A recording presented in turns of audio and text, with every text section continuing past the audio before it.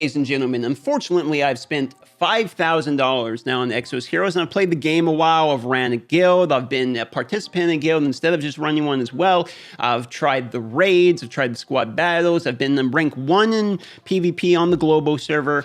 I've been rank 1 in Dragon. I've tried a little bit of everything, and then I've taken some time off, came back, tried the returning user attendance book.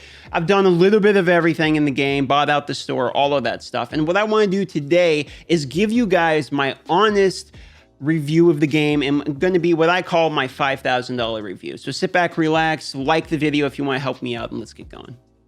EXOS Heroes embodies two things I like about the gacha genre: the excitement of pose, summoning, and character collection, as well as good animations, good graphics. If you're into these style of graphics, for sure, there is an anime style there that you have to be okay with. But good visuals with good excitement with the polling, and then it actually has a backbone of structure of content to support that. There is things to actually do in this game when you log in, and yes, there are rewards which you can just quick battle as well if you don't have the time to play the full game. There's tons and tons of PvP you can do. There's clan versus clan. There's a dragon raid that has 4 full phases. There's many things in this game that will allow you to sit down for either 5 minutes or an hour to consistently play. And there's also a lot of rewards as a free-to-play player. In fact, I might argue the free-to-play experience is better than the pay-to-play one. Because really all you get for the tons of money you spend in this game is more options. More options to do the content the game has available. But once you receive the content the game has available, you're getting rewards so that you can get more options to do the same content. That really is more of a deeper topic of the issue with gacha games in general and how it's kind of, recessive in that nature. However, the free-to-play experience is better, in my personal opinion, on this game because of the gem and breaking system. It makes it where the game is so intricate and so complex that you really need to learn a ton before you can even make use of the tools that you purchase. To give you an idea, I have almost every character that matters. I'm missing probably 5 of really important characters here, and I'm missing a lot of the new ones that are out recently because I've been slowing down my spending. However, my knowledge is getting there, but if I wanted to maximize all of these characters, I don't, one, have the resources to even do that, because you can well on getting the characters, but you can't really well on leveling all of them up unless you spend an insane amount of money, and even then you can't really do it. But I would have to be such an expert at knowing every single character instantly to the point of, actually getting the value out of my money. So what I'm saying is, eventually you will get the value out of it if you well out. But when you're just starting out, if you pull like 10 of the best characters in the game, you don't know how to use them quite yet. It's going to take time. You're kind of losing some value, AKA, in my opinion, play free to play in the beginning and make sure that you roll properly right in the beginning. And I have a video talking about how to start if you need it. Here's an example of the freebies they give you here. 700 Zez, 400 Zez, 100, 3. Okay, so that is, they give you, just within this month, they give you 2 free 11 pose, basically, from the Zez here, and then a whole bunch of goodies. And next month, it's going to be the same thing. And this game's awesome because of the way the gear system works, too. I was talking about the breaking system, but there's faded gear that adds the additional gems on it, right? So there's all these different gem sets you put together, which is so cool, man. The set bonuses, and there's health bonuses if you get them all. And then there's negative bonuses that when they break them, so that way it balances it out. They do a really good job when it comes to kind of the combat and the fighting type of system. If it had not anime graphics, just most general graphics, this game would be even bigger than it already is. There you go. Look, I got more bonus rewards because the weekly PvP is over. And I think I was like Challenger 3 or something by the end of it. I did some battles last night. And you can get so many goodies in the game, right? It's so many goodies. And now look, so I have these items, okay? And what I'm going to do is I'm going to go back to the airship here, and we're going to do ourselves a recruit, because now I got my weekly PvP. And keep in mind, you're not going to get the 960 Zez because, yeah, I did well out. I did spend so much money. So the PvP is hard to do without welling out, granted, okay? But you probably get yourself into a good air squadron. You can get 100 Zez every time they clear it, which will help a ton. I'm currently in Kyra Mobo's Air Squadron. I was trying to run mine, and then I was trying to give it to him, but for some reason it won't let you promote another person in this game, which is really frustrating, to like the leader of a clan. So we had to remake a new one. So I get Monica. Let's see if I can get something else here. And this is how I'm going to do it from now. I'm just going to try to pull it, and you should save all your Zez, save 28 Poes worth of Zez, which, quick moths here, that's going to be like just about 20,000 Zez. You need to save about 20,000 Zez so you can guarantee a 28 Poe when you go to do yours. So you probably need to save Zez for a couple months, I would think. Or unless you're buying like the month pack, then you could do it in about a month or so. Here you go. And can we get something good? No, unfortunately, I haven't got an FC in a good amount of time now. Yeah, see, there we go. The other day, I got 6 legendaries and 11 Poe, though. I thought it was crazy.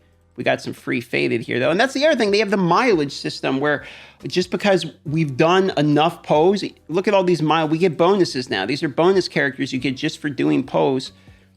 It's such a good system. It really, really is. And the mileage system is so cool to the point it's almost frustrating to play other games. I've been playing a lot of other games too, right? Where you don't have some kind of pity system just built right into it. It almost seems like, oh yeah, I mean, that's obvious. We should have that now, you know, but you're not going to be getting it in other games because it's pretty generous. The only problem is the pities can be like 28 or 19 Poes or something. So you're talking, you know, it can be a lot of money before you get the pity. One of my favorite parts about the game is the fact that you can just walk around in the main world and you can either see your buddies and get bonus points for helping them out. You can try to fight these bosses that will appear sometimes. I'm going to walk over here and see if I can see one, be like an ice golem or something. No, it doesn't look like he's here right now. There's a dragon that flies around, tries to burn people. You know, I'm a pretty big fan. You can also walk over here, explore. Look at this. I can just explore these trees over here because there's a little exploration thing. If I explore long enough, I'll get a freebie. You get some items. There we go. Look, some free. I mean, that's really cool. 4D Zodium, just like that. Stuff like this needs to be in every game from now on. The first game that I saw that you could really walk around and do things actually in the game was 7 Deadly Sins was one of the first one. I think there's a game coming out called Genshin Impact that's going to have that. The battles are good too because there's different levels where it's, you know, I mean, like any battle, it's going to be stage 1, stage 2, 3, etc., right? But then if you're able to beat it all the way through to a certain level, you can just sim it. So you can just hit the quick battle, right? Look, see the battle of the results immediately. Pow. So, oh, I did the wrong one. I'm supposed to do the other. But there you go. And you can get your rewards automatically, just like that. So if you're too strong to the point where it's a joke to have to do it and sit through it, you can just sim your way through it. And I like that. It's both. You have a challenge, or you can just sim your way through. You know, the problem is this game is almost frustrating to play because I like it and it has so many things I do like about it, but there's so many other games I like too, and I wish other games had some of the features this game does. I mean, it even has battle passes that continually come out, man. The battle passes seem to always be here.